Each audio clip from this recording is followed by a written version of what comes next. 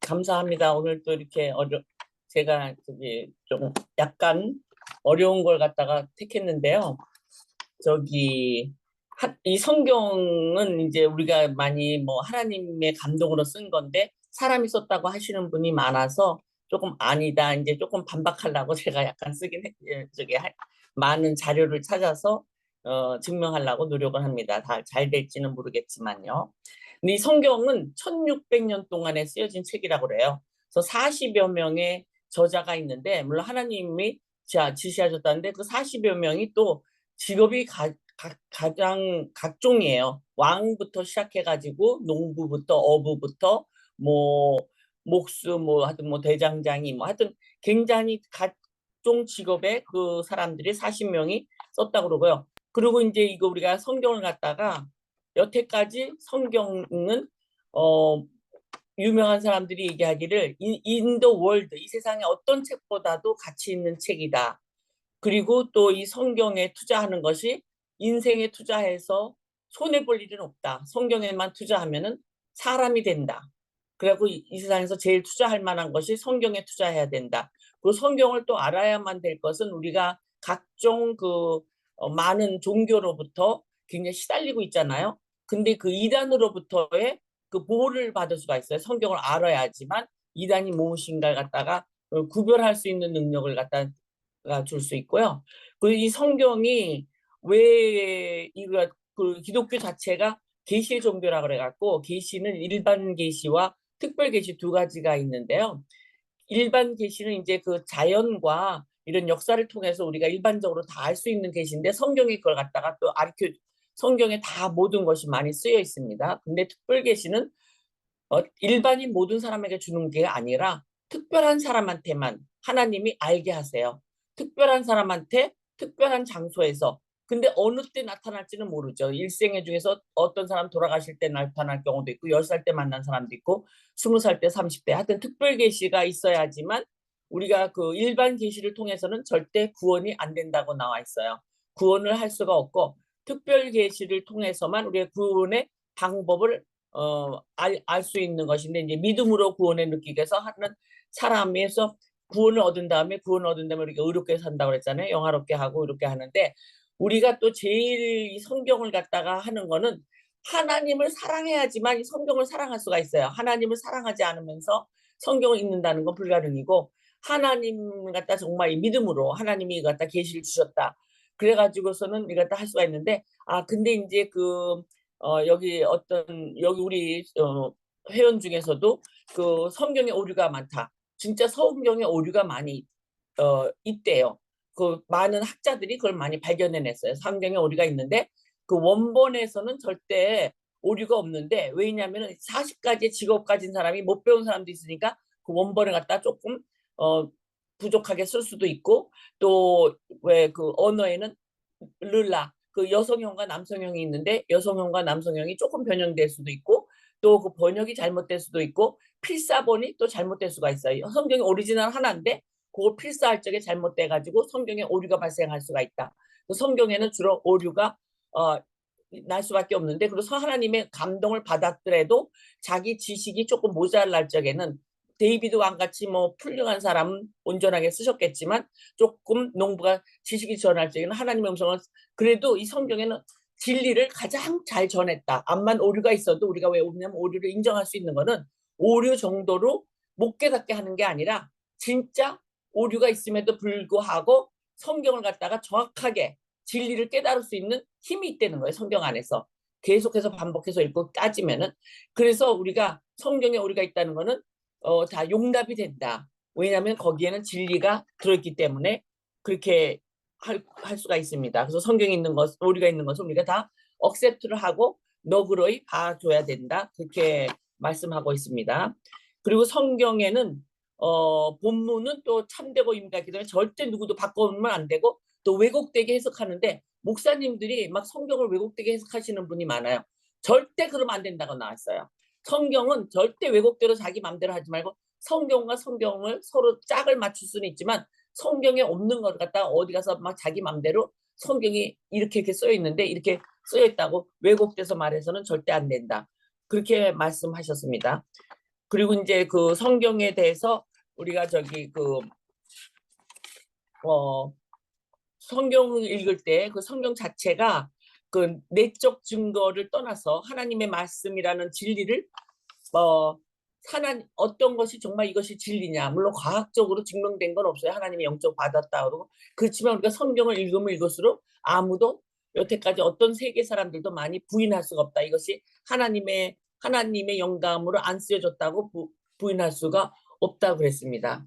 그래서 우리는 오류가 있을 수가 있는데 또 하나님의 말씀이라 과학적인 증거는 없지만 성경을 구약과 신약을 읽으면서 하나님의 말씀이라는 건 누구든지 다 알 수 있다고 합니다. 그리고 성경은 진리와 비진리를 가능하게 하는 궁극적인 기준이다. 그러니까 우리 성경을 읽으면서 어떤 사람이 무슨 행동을 했을 때, 너는 잘못했어. 성경에 이렇게 써 있어. 그러니까 성경으로 우리가 법문을 만들잖아요, 나라마다. 근데 가장 중요한 거는 우리가 근데 미국 같은 경우, 외국 같은 경우 가장 기독교인 나라에는 다 이게 판단하는 거, 법원이 판단이 성경을 기준으로 돼 있잖아요. 그래서 성경의 말씀에는 우리가 잘못과 진리와 비진리의 그 가능한 궁극적인 기준이 그 성경에 다 써 있다.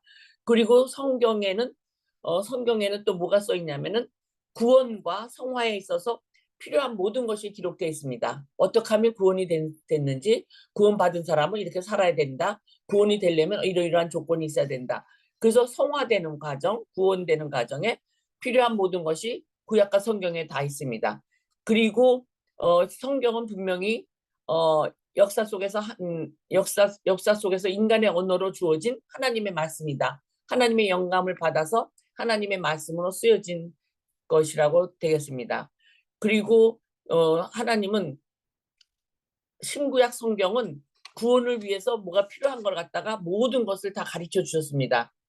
그래서 하나님의 감동으로 증거가 있다는 것을 갖다 나중에 이제 담화하실 때 성경이 정말 하나님의 감동이 없다는 걸 좀 반박하실 분은 반박하셔도 되겠습니다.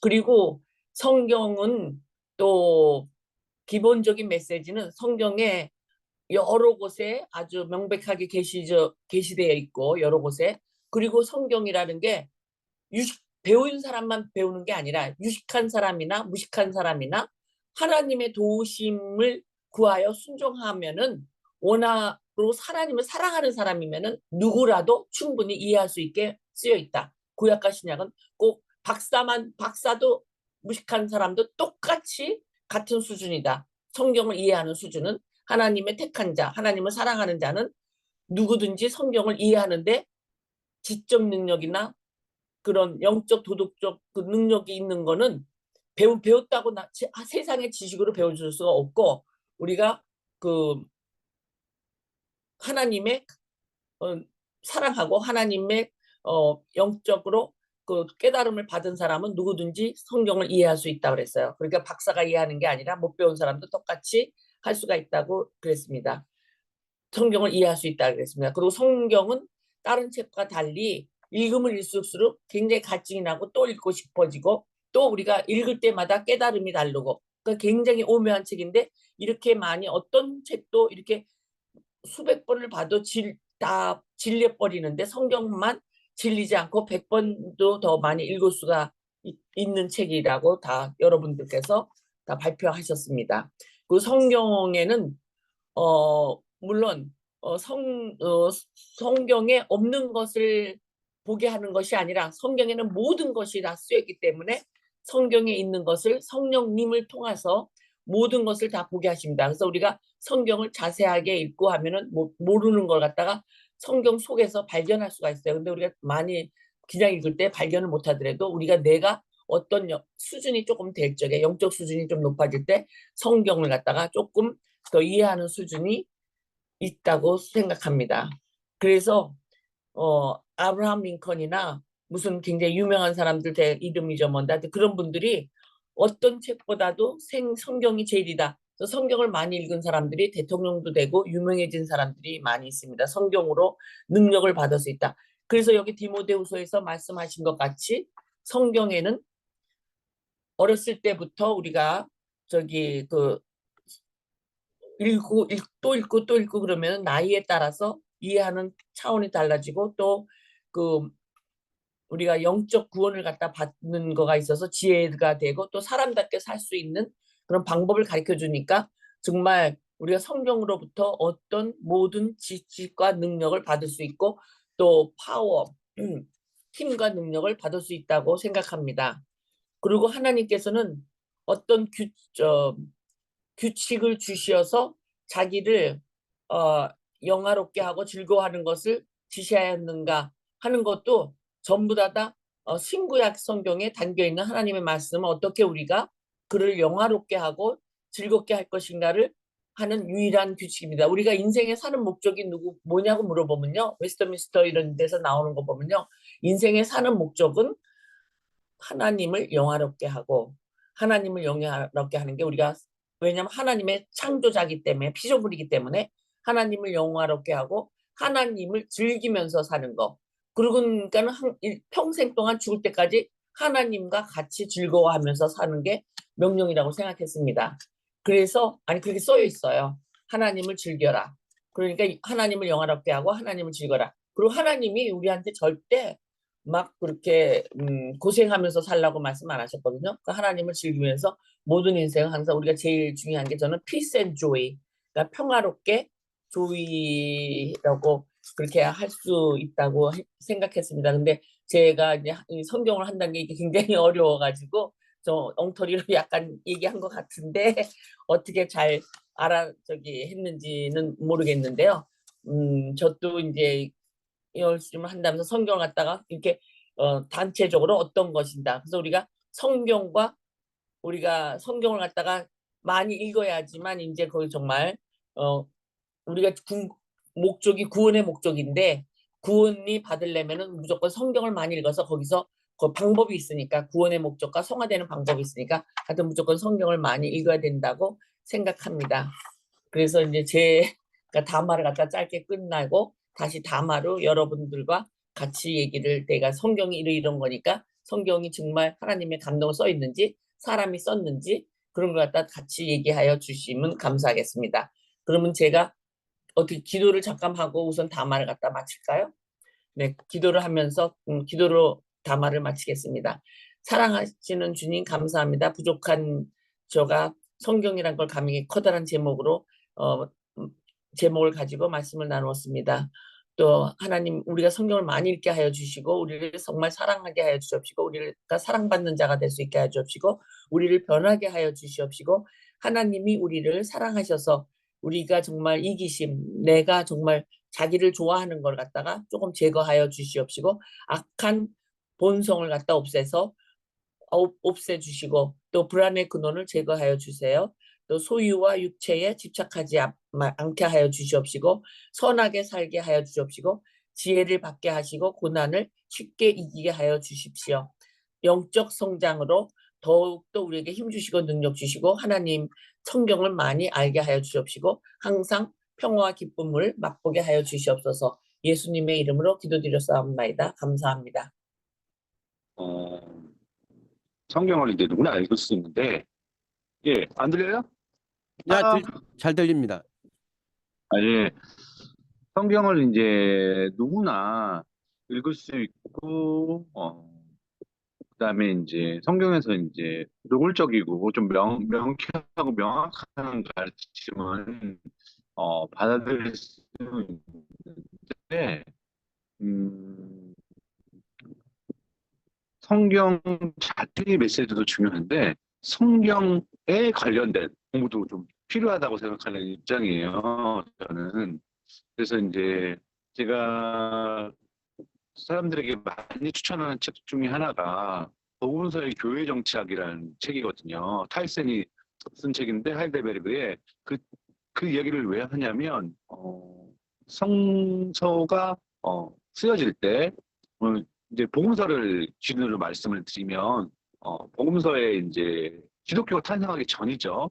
그 복음서가 탄생될 때 그 공동체가 갖고 있었던 아이덴티티, 정체성과 성경은 상당히 이제 밀접하거든요. 그래서 예를 들면은 마태복음에서 용서 사상이 강조된 이유가 있거든요. 왜 강조됐냐면 예수님을 따르는 예수파 유대교, 초창기에는 기독교가 없었으니까 유대교에서 다 이게 분화됐었거든요. 예수파 기독교인들이 다른 유대교파, 예를 들면 바리새파나 뭐 에세네파나 사두개파나 뭐 다양한 유대교 분파들 있잖아요. 그 사람들과 어, 경쟁을 했을 때, 그 마태복음은 더 나은 의로움, 그냥 다른 부파들보다 더 나은 의로움을 제시를 해요. 우리는 그 사람들보다 더 의롭다.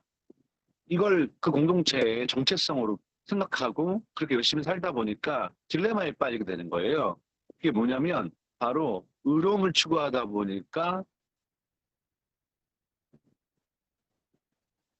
약간 은혜가 아니라 다시 율법으로 회귀된 듯한 느낌. 그리고 그 의로움을 추구하지 못하는 라는 그런 여러 가지 의문과 딜레마와 문제들이 발생하게 됩니다. 그래서 마태 공동체가 선택한 것은 우리는 의로움을 추구하지만 정죄하지 않는다라는 거예요. 그래서 마태복음에는 용서 사상이 발전하게 된 겁니다. 성경을 읽을 때 그냥 표면적으로 읽는 것 같고 그런 메시지들이 어떤 배경과 어떤 역사적인 과정과 그 공동체의 어떤 정체성과 공동체의 생존과 이런 거 다 결부시켜서 메시지를 보면은 메시지가 좀 다르게 느껴질 수도 있어요. 이거는 성경을 읽는 하나의 방법이고 이게 뭐 절대적인 건 아닌데 참고하시면 좋지 않을까 싶어서 말씀드립니다. 이상입니다. 예, 약간 상태가 좋지 않았지만 성경을 읽었을 때 그 공동체성에 관련된 내용, 주변 상황을 좀 알고 성경을 읽었을 때는 더 깊은 의미라든지 깨달음을 가질 수 있다라고 이렇게 해석되는 것 같습니다. 어, 배은서 형제님 좀 전에 아까 마이크를 켜셨다가 끄셨는데 예. 예, 켜셨습니다. 예. 네, 저는 사실 이제 그 신성남 현재님 말씀이 제일 기다려집니다. 제일 기다려지는데, 음, 그 사람의 성장 과정이나 아니면 기독교인이 처음 신앙을 알게 돼서 그다음에 이게 이제 성숙 단계 갈 때까지 의 과정들이 있을 겁니다. 물론 이제 신앙이라는 게 맨 처음 신앙을 받아들였을 때가 가장 뜨겁다라고 하는 분들도 그런 시각도 있지만 어쨌든지 간에 신앙이라는 것도 그 성숙 점점 성숙해지는 그런 게 맞다고 보거든요. 그런데 그 성경을 보는 입장도 비슷할 거라고 생각을 합니다. 맨 처음에 신앙을 받아들일 때 기본적으로 어떤 한 종교의 경전으로서 성경을 보는 입장이 있을 거고 또 그것을 점점 읽고 이해하고 또 그것을 삶으로 이제 바꿔가는 과정에서 그것이 체화되고 그런 과정이 있을 텐데 오늘 말씀하신 부분이 성경 말씀에 있는 것처럼 이것이 하나님의 감동으로 쓰여지고 그다음에 이제 우리를 의로 훈련받게 하고 그런 용도로서의 경전이 쓰여졌다라고 하는 것은 우리가 부정하지 않고 이제 죽을 때까지 지켜야 돼 믿으면서 지킬 거라고 생각을 합니다. 그런데 이것과 성경의 무오류를 이야기하는 건 좀 다른 거라고 생각이 됩니다. 왜냐하면 아시다시피 그 아마 신학을 하시는 분들 다 배울 텐데 신학을 하지 않아도 기독교 서점에만 가도 성경의 형성사라는 책이 있거든요. 그래서 성경이 어떤 과정을 거쳐서 만들어졌는지가 아예 하나의 학문으로 되어 있는 상황입니다. 그래서 어떻게 어디서 예를 들어서 뭐 길가메시라든지 아니면 뭐 중국이라든지 아니면 뭐 여러 가지의 고대 문화나 설화나 이런 걸로부터 영향을 받아서 어떻게 정착이 되고 그다음에 그것이 어떻게 음 뽑아졌달까? 결정이 되어졌달까? 그런 과정들이 있거든요. 그거를 보면 이것이 전체적으로 어떤 조물주의 섭리에 의해서, 뜻에 의해서 이것이 형성됐다라고 하는 부분은 우리가 받아들일 수 있습니다. 받아들일 수 있는데 이게 무오류다, 무오류다. 오류가 있을 수 없고, 다만 오류가 있다고 하면 옮기는 이의 실수 정도라고 생각한다고 하면 그거는 조금 좀 뭐라 그럴까, 좀 죄송스러운 말씀이지만 좀 어렸을 때의 신앙, 맨 처음 신앙을 가르쳐 줄 때 교회 선생님이 아이들에게 설명해 줄 때 정도, 그 정도 선에 머무는 게 아닌가 이렇게 생각이 되거든요. 지금 "담배를 피우지 말아라. 컴퓨터 가지고 예를 들어서 해킹을 하지 말라."라고 하는 그 말씀은 성경에 없습니다. 분명히 없어요. 왜냐하면 그 당시에는 어 담배가 없었고, 그 당시에는 컴퓨터가 없었기 때문에 해킹이라는 것도 없어요. 다만 그렇게 말씀드리는 이유는 뭐냐면, 그 시대에 맞게 인제 성경이 쓰여졌기 때문에 그 정신에 따라서 이것이 옳은가 나쁜가를 판단할 수 있다는 그런 뜻이거든요. 그래서 너무 길어졌지만 어쨌든 성경이 형성되는 단계에서 하나님의 관여에 의해서, 아니면 정체적인 섭리에 의해서 이것이 쓰여졌다라고 하는 부분에 대해서는 우리가 당연히 믿어야 될 부분이지만, 그 전체가 전부 다 무오류고 오류가 있을 수 없고 하나하나 말씀 하나하나가 다 진리다라고 하는 것은 그것 역시 오류가 아닌가, 이런 말씀을 드려 봅니다. 네, 이상입니다. 예. 감사합니다. 지금 양부영 자매님께서 담화를 해 주셨는데 그 부분에 대해서 쪼끔 스크립처가 약간 쪼끔 옮기는 정도의 실수는 "이것은 아니다. 이거보다는 더 좀 찔한 더 큰 내용이 좀 있었을 것이다."라는 것을 얘기를 해 주셨어요. 아니 제가 이게 답변 잠깐만 하면요. 오류가 있긴 있는데 그거는 우리가 눈 감을 수 있는 오류다. 왜냐하면 너무나 진리이기 때문에 거기는 리지널한 거가 다 있기 때문에 그 성경에 나오는 거는 무조건 다 오류가 있더라도 오류 자체는 그냥 그게 중요한 게 아니다. 이렇게 넘어가야 된다로 그 어떤 그 성경 학자들이 이렇게 말씀하셨더라고. 성경에 오류가 있다고 다 했어요. 무조건 있다. 그런데 그 오류가 그렇게 중요하지 않다. 그 성경책을 바꿀 정도로 그렇다고 그 오류가 있다고 해서 빼법은 안 된다. 그것도 다 필요한 말이니까 그것도 다 우리가 인정할 만한 오류니까 감안하자. 그것도 하나님이 그렇게 쓰신 거다. 절대 오류가 없는 게 아니라 그걸 인정하자고 이렇게 많은 학자들이 그렇게 썼다고 해요. 네, 예 제가 한 예. 건 아니고. 네.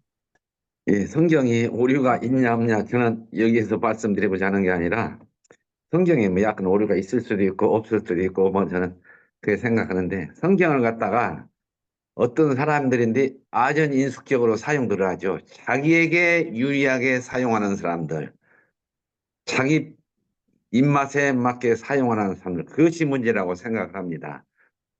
그래서 오류를 말하는 사람도 자기 입맛이고 오류가 없다고 하는 사람도 입맛이고, 이번 10월 27일 일요일 날이죠. 서울에서 100만 명이 모여가지고 집회를 한대요. 목사들이 주도를 해가지고. 그날은 웬만한 교회들 교회 예배를 빼고 서울 광장으로 모인다는 거죠. 그 종교개혁 뭐 570주년 기념으로 해가지고 모이는데, 그 제목이 뭐냐면은 동성애가 지금 합법화가 되어가고 있잖아요. 이번에 법원에서 약간은 뭐 그 합법적으로 결론이 나는 것 같더만요. 이제 대법원은 아닌데. 근데 그것을 반대하자고 100만 명이 모여서 집회가 아니라 시위를 한다는 얘기죠. 성경에 분명히 동성애 하지 말아라, 그건 안 좋은 것이다 했죠. 그럼 하지 않아야겠죠. 그러면은 성경에 간음하지 말라, 간음하는 자는 돌로 쳐 죽이라라고 나왔거든요. 근데 동성애 하는 자는 돌로 쳐 죽이라고는 안 했거든요. 근데 목사들 간음한 목사들이 어디 한두 명입니까? 우리나라들 총회장까지 지낸 사람이 간음했거든요. 권사하고. 왜 그 사람들 돌로 안 쳐 죽입니까? 목사들이. 그 사람들 돌로 쳐 죽이라고 100만 명이 아니라 10만 명만 모여서 집회를 해야지, 그 집 앞에 가서. 성경을 자기 이익을 위해서 자기 입맛에 맞게 인용하는 사람들, 그것이 성경의 오류보단도 더 나쁜 사람들이죠. 성경의 1.16도 틀림없는 하나님 말씀이라고 믿는 사람들이 그 불쌍하게 동성애자들, 그 사람들 동성애 하고 싶어서 하겠습니까? 그 사람들도 어떤 쉽게 말하면 어떤 정신적인 신체적인 어떤 그 잘못된 하나의 병적인 것이잖아요. 그것을 불쌍히 여기고 그것을 고쳐줄 생각을 안 하고 그 사람들을 욕하고 그 사람들에게는 죄짐을 지어주면서 자기네들은 멀쩡한 자기 마누라 놔두고 간통 간음하면서 자기들을 돌맞은 생각 않고 이 핑계 대고 저 핑계 대고 아니다.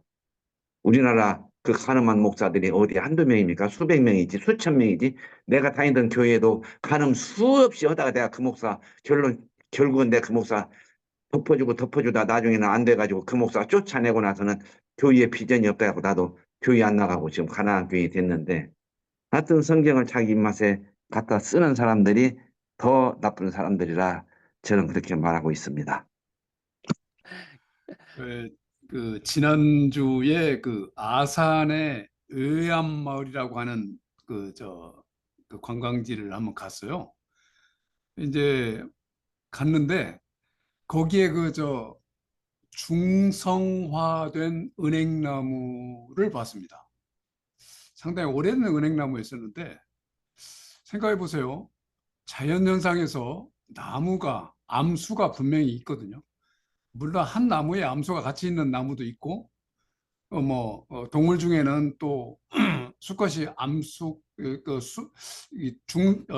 양성을 전부 다 가져서 자기의 후계를 번성시키는 그러한 동물도 있습니다만은 식물의 암수가 분명히 따로 있는데 이게 중성화가 됐다. 여러분 상상해 가십니까? 지금 이것이 이제 다 밝혀지고 그런 것들이 있는 나무까지 지금 존재해요. 그런데 이제 오늘 성경 말씀에도 지금 이게 그 교리라고 하는 게 나옵니다. 이게 제일 지금 심각하게 나오는 게 현대에 있어서 이 교리 문제인데 성경의 이 교리. 아까 김선영 정도 잠깐 표현하셨지만은 이 교리를 가지고 이제 서로 막 다투고 있는 거죠. 그리고 한쪽으로 몰아요, 일반 교회에서. 그러면 이 자연현상에 나와 있는 이런 것은 어떻게 해석을 하려고 그러는지 모르겠어요. 이 그 성경 말씀 읽다가도 저도 지금 굉장히 요즘에 아주 심각하게 이렇게 비판을 하고 나름대로 이렇게 생각을 하고 있는 부분이 이게 우리가 믿음 그러면 각자 우리가 가지고 있는 믿음을 가지고 얘기를 하거든요. 근데 오늘 성경 말씀에 나와 있는 것도 3장 15절에 그 믿음은 예수 안에 있는 믿음이거든요. 그러면 우리가 예수 안에 있는 믿음을 가지고 예수께서 가지고 계신 그 믿음은 어떤 것인가 라고 하면 분명해져요. 기록은 부족하지만 분명하거든요. 그런데 이것은 제껴놓고 이 성경에 나와 있는 그 교리를 가지고 막 그러거든요. 지금 서울에서 이상한 교회에 이상한 목사가 주도하는 그런 집단도 마찬가지예요. 거기에 왜 우리 신자들이 속아 넘어가는지를 모르겠어요. 진짜 땅을 칠 일인데 거기에 그냥 성경을 도대체 어떻게 읽는지를 모르겠어요.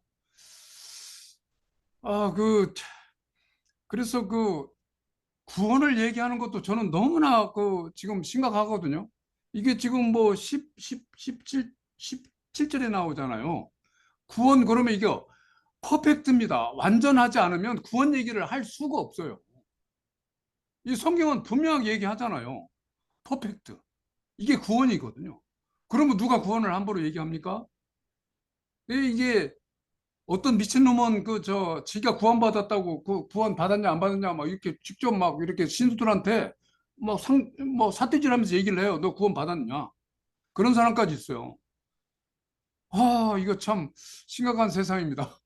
오늘 양모희 자매님이 이렇게 성경 말씀을 하는데 이 구절이 저는 너무나 심각해서 좀 이거 자세히 좀 봐야 되지 않나 이렇게 생각이 듭니다. 조금 제가 격했습니다. 죄송합니다. 네, 제가 사정이 있어서 비디오는 끈 상태로 말씀을 좀 나누겠습니다. 오늘 양보영 자매님 담화 잘 들었습니다. 평소 때처럼 그 하나님 말씀, 성경을 사랑하시는 그 마음이 구절구절마다 이렇게 느껴졌습니다. 사실 성경에 대해서 참 할 얘기가 너무 많은데 또 바꿔 얘기하면 아는 게 너무 없어요. 우리가 성경을 많이 아는 것 같지만 저는 그래요. 읽으면 읽을수록 모르겠고, 물론 뭐 성경이 말하는 그 뭐 줄거리나 내용을 모르겠다는 뜻이 아니라 이 총체적으로 전체적인 배경까지 생각하면 참 읽으면 읽을수록 신비스럽고 놀라운 책이에요. 우선 2000년, 3000년 전에 이렇게 기록된 문자로 하늘에 대한 이야기를 하고 인간의 창조에 대한 이야기를 하는 이런 책이 뭐 많지 않잖아요.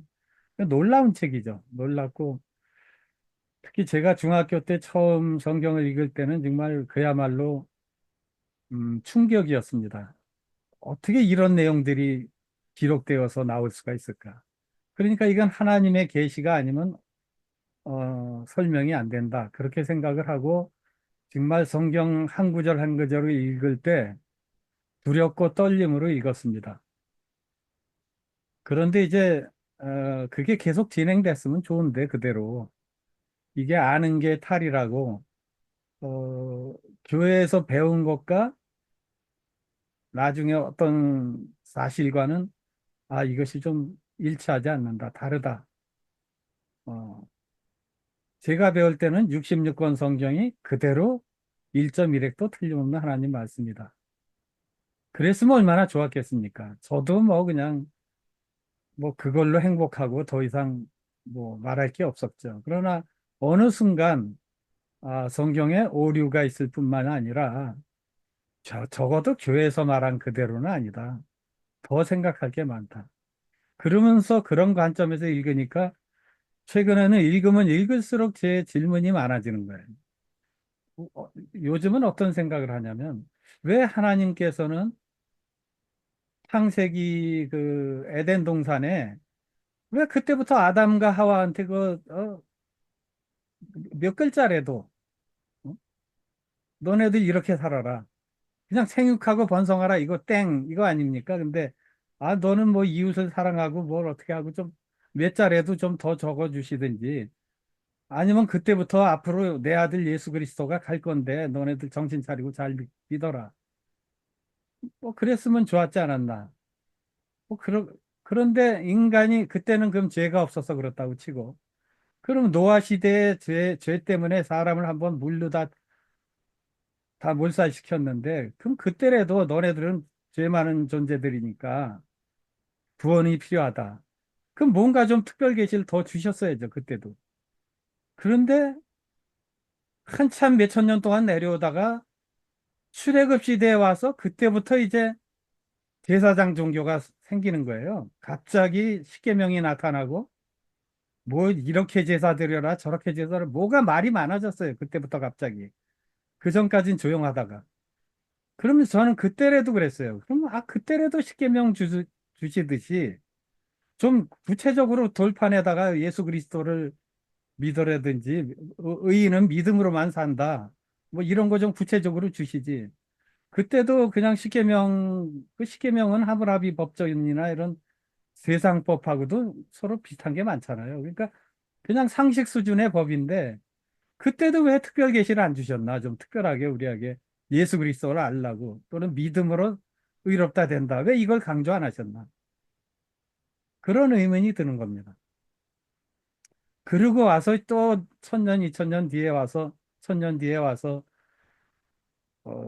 예수 그리스도가 오시고 사도 바울이 로마서를 열심히 쓰고 이 모든 것이 저는 무슨 종교가 진화하는 것도 아니고 왜 메시지가 이렇게 한 번에 좀 시원하게 사실 우리 진리가 복잡한 게 없잖아요. 하나님 사랑과 이웃 사랑 복음서에 있는 그대로 얼마나 좋아요. 사실이고 뭐 그게 다죠. 그런데 뭘 이렇게 뭐 해야 될 얘기가 많고 66권 책을 가지고 오류가 있냐 없냐 맞냐 틀리냐 이게 좀 이상한 거예요. 더군다나 중세시대 때 와서는 성경을 못 읽게 해요.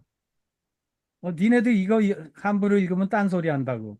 그 왜 못 읽게 했는지 아직도 저는 잘 이해가 안 됩니다. 그것도 읽으면 불태워 죽이고 또 성경 번역했다고 또 화형시키고 이 교회가 하는 짓이 너무 이상한 거예요. 그래서 내가 그동안 너무 많이 속고 살지 않았나. 이게 교회에서 말한 그대로는 아니다. 그래서 저도 답을 말하는 것이 아니라 성경은 읽으면 읽을수록 앞으로 질문을 더 많이 갖게 되고 그 질문을 같이 찾아가고 싶고 적어도 이 질문을 하는 이 길은 광야의 길이다. 저는 그런 생각을 해요. 왜냐하면 앞서간 선배들이 이걸 좀 시원하게 팡 뚫어주면 좋은데 이분이 이 얘기하고 저분이 저 얘기하고 뭐 슈바이처 같은 사람도 역사적 예술을 찾기 위해서 평생 노력을 했지만 어떤 한계에 부딪히고 또 우리가 공부할 수 있는 이게 제한이 돼 있잖아요. 인생이 100년도 못 사는데 내가 그 많은 책을 어떻게 다 공부하고 어학도 모르고 원전도 모르는데 어떻게 할 수 있겠어요. 그래서 참 험한 길에 들어섰다. 근데 우리가 주식을 투자할 때도 내 재산을 다 바칠 때 그냥 아무 주식이나 삽니까? 아니잖아요. 그냥 저 회사가 어떤 회사인지 알 수 있는 데까지 파고 파서 벌벌 떨고 투자하는데 이 사실 신앙의 문제는 내 인생이 걸린 문제 아니겠습니까? 그냥 뭐 취미 삼아 하는 게 아니라면. 그래서 이 문제는 좀 더 진지하고 조심해야 되겠다. 아, 또 오늘 실수하네요. 하여튼 전템 발언을 시키지 말라니까요. 제가 또 말이 길어져서 죄송합니다. 어쨌든 제가 드리고 싶은 말씀은 성경은 질문을 많이 주는 책이고, 그러나 그 질문이 우리한테 결국 부정적인 게 아니고 해야 된다. 질문을 해야 되고 그걸 같이 나누고 이야기하는 것이 필요하다. 그런 생각입니다. 길어져서 죄송합니다. 네, 감사합니다. 대화 중에 역사적 예수라는 말을 던졌어요. 역사적 예수. 이 뜻이 좀 깊이 들어가면 옛날 그 예수 당시에 예수라는 이름이 오늘날 철수, 영희 이런 말처럼 흔했다고 그래요. 그러니까 그 당시 요세푸스 시대에 살던 사람들이 주로 예수 이렇게 하면 오늘날 이렇게 쓰였던 철수나 영희처럼 너무나 많은 그런 이름을 가진 사람들이 많았다는 뜻이죠. 예, 여기까지만 하겠습니다. 이동경 의원님 마이크 켜셨습니다. 예, 오늘 양보영 자매님 담화 잘 들었는데요. 보통 사람들이 자기가 하고 싶은 말을 하거나 자기가 하고 싶은 일을 하는 게 어려운데 그거 참 어렵거든요. 하고 싶은 대로 다 한다는 게. 근데 양보영 자매님이 내가 아둘람 담화로 아둘람에 있는 몇몇 분들이 성경의 광야에 도전을 하니 내가 이걸 한번 다뤄봐야 되겠다 라고 해서 자료 준비를 하시고 공부를 하셔갖고 오늘 어려운데도 불구하고 하신 거에 대해서 굉장히 훌륭하다고 생각을 합니다. 저는 못했을 거예요. 아주 잘하셨고 너무 또 공부하고 준비하시는데 얘기하는 게 저는 이렇게 들렸어요. 나 이대 나온 여자야. 이 정도 내가 얘기할 수 있어. 이렇게 할 정도로 얘기를 참 잘하셨어요. 처음에 시작할 때부터 특별 계시, 일반 계시 막 그 신학자적 얘기를 하시는데 준비를 많이 하셨구나 이렇게 생각을 했고 특히 저도 변호사 형제님처럼 양보영 자매님 말씀하실 때 떠오르는 이름 신성남 형제님이 계속 떠올랐죠. 그리고 오늘 신성남 형제님 말씀을 너무 잘 들었습니다. 그리고 이렇게 생각해요. 저는 아둘람에 와서 제가 신성남 형제님을 만나서 신성남 형제님이 주장하는 그 얘기를 페이스북이나 이렇게 또 우리 모임 시간에 듣는 게 성령님의 인도가 아닌가, 진심으로. 예. 그리고 그 성경에 대해서 그 약간 세상에서, 교회에서 또 많은 목회자들이 하는 얘기와 다른 그런 얘기를 신선한 집사님이 하시는데 그게 혹시 오늘날 하나님이 전해주는 말씀일지도 모르겠다라는 생각도 들어봤습니다. 그래서 그동안 내가 너무 신선한 형제님을 이렇게 공격하는 듯한 얘기를 하는 것 같아갖고 오늘 사죄의 마음으로 신선한 형제님 말씀 정말 훌륭하시다라는 얘기. 그 양보영 자매님 말씀이나 신성남 형제님 말씀은 양 끝단이 통해 있는 얘기인 것 같습니다. 두 분 다 하나님에 대한 영광, 그 다음에 은혜에 대해서 부정하지 않으시고 다 맞는데 단지 신선한 형제님은 잘못된 교회의 행태, 목회자들의 행태, 또 거기에 맹신으로 다 넘어가는 일반 성도들에 대한 어떤 경계, 이런 거를 해주시는 게 아닌가 이렇게 생각이 들고, 양보영 자매님 마찬가지로 성경에 대한 내 개인적인 거 마지막 얘기하고 그렇게 하고 싶었던 얘기는, 저는 교회를 늦게 다녔기 때문에 성경책을 보면서 제가 느끼는 게 좀 달라요. 왜 그런가 하면 성경이 전 세계에서 가장 많이 출판되고 가장 많은 사람이 읽고 가장 오랫동안 되는 책인데, 그것이 문화, 예술, 사회에 미치는 영향이 많잖아요. 그러니까 교회 다니기 전에 내가 본 영화, 내가 들은 노래, 내가 보는 책의 내용이 성경에 있구나. 그거를 저는 느꼈고, 또 하나는 제가 성경을 모르고 교회를 모르고 살면서 느꼈던 하나님의 은혜에 대한 그 교회 다니기 전에 저의 경험이 성경책에 그대로 기록되어 있는 걸 확인했을 때의 어떤 그런 감정, 그런 거를 저는 많이 느꼈던 것 같습니다. 네, 이상입니다. 예. 박수 치신 양구현 자매님 마무리 기도는 하셔도 괜찮고요. 마무리해 주시면 될 것 같습니다. 정말 여기 신성남 형제님은 내가 보니까 여기 이 중에서 제일 성경을 많이 읽으신 분이에요. 성경을 많이 아시니까 구목구목 잘 아시고, 또 이동규 형제님께서 굉장히 좋은 말씀하셨는데, 제가 이분도 또 성경 굉장히 많이 읽으셨어요. 나중에 하시지만 성경이 정말 온통 세상을 지배하고 있잖아요. 성경을 빼면은 뭐가 안 돼요, 사실은. 뭐 음악이라든가 미술이라든가 모든 거에 전부 다 있고, 제일 중요한 거 아까 내가 그런 건 말하지만 하여튼 너무 중요한 말씀하셔서, 성경이 중요한 거는 이 세상을 지배한다. 이 세상의 모든 문화와 우리의 그 모든 그 교육기관 이런 걸 다 지배한다. 이거는 맞는 말씀이에요. 그러니까 진짜 하나님이 살아계셔서 성경책을 읽으면 하나님 역사하고 계시다. 지금도 살아계셔서 역사하고 계신다. 저는 또 그렇게 말씀드리고, 그리고 아까 그 말씀하실 분에서 목사님이 지금 막 대회하신다 그랬는데 굉장히 슬픈 얘기예요. 목사님들이, 제가 잠깐 어떤 목사님이 심리 치료하시는 목사님이 얘기하시는데, 목사님들이 90%가 상처 입은 자고 사회의 낙오자들이 목사님이 됐다고 그러네. 여기 목사님 죄송해요. 목사님 만약에 계시다면 목사님들이 사회의 낙오자들이 또 상처받은 사람들이 됐대요. 그러니까 목사님들이, 내가 또 오늘 놀란 충격은 목사 사모님이, 아니 78세인데 이제 그 사모님이 전도 우리가 길거리 전도하거든요. 우리가 타임스퀘어에서 길거리 전도하는데 거기 나오셔서 얘기하시는 거예요. 78세 자기 남편이 목사인데 이 부인을 두들겼어요. 78세가 사모님이고 82세가 목사님인데, 82세 목사님이 78세 두들겨가지고 목을 막 졸르고 그래가지고 자기가 막 문을 안방을 잠그고 이렇게 창문 내다보니까 슈퍼가 지나가길래 슈퍼한테 헬프미 그랬더니 슈퍼가 경찰을 911을 당장 불러가지고서는 와가지고서는 수갑채갖고 자기 남편을 데려갔다는 거야. 그래갖고서는 이제 근처에 집에 못 오게 해갖고 지금 따로 산대요. 그래서 자기가 너무 좋대. 목사들이 제일 말썽쟁이가 많아요. 옛날에 보면은 치료 상담하는데 사모님이 전화 통해서 남편 직업이 목사가 최고로 많아요. 그렇게 문제 아들의 남편들. 그러니까 이 사람들이 상처를 입어가지고 만만한 게 부인이에요. 만만한 게. 그러니까 집에 가서 막 두들겨 패질 않으면 그렇게 애들한테 못되게 굴고, 그런 목사들이, 이 한국 목사들 정말 한국 목사, 다른 미국 목사들은 안 그래. 미국 목사들은 그렇게 조금 좀 고차원적인데 한국 목사들이 그 저질들이 많아. 그 바깥에서는 이렇게 멋있게 얘기해도 안에 들어가서 마누라 두들겨 패지 않으면 애들 두들겨 패고.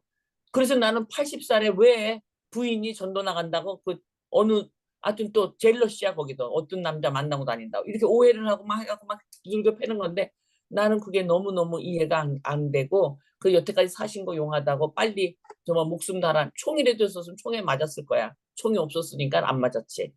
그래 갖고서는 이게 정말 큰일이 있습니다. 감사합니다. 잠깐 간단하게 기도로 담화를 마치겠습니다. 하나님 감사합니다. 우리에게 모든 것을 허락하신 하나님, 우리가 정말 우리 한국에서 목사님들을 갖다가 이끌어 주시고 정말 하나님을 만나게 하셔서 그 사람들이 정말 올바르게 교회를 이끌어서 하나님을, 예수님을 잘 전하게 더 해 주십시오. 하나님 감사합니다. 이 모든 말씀 예수님의 이름으로 기도드렸사옵나이다. 아멘.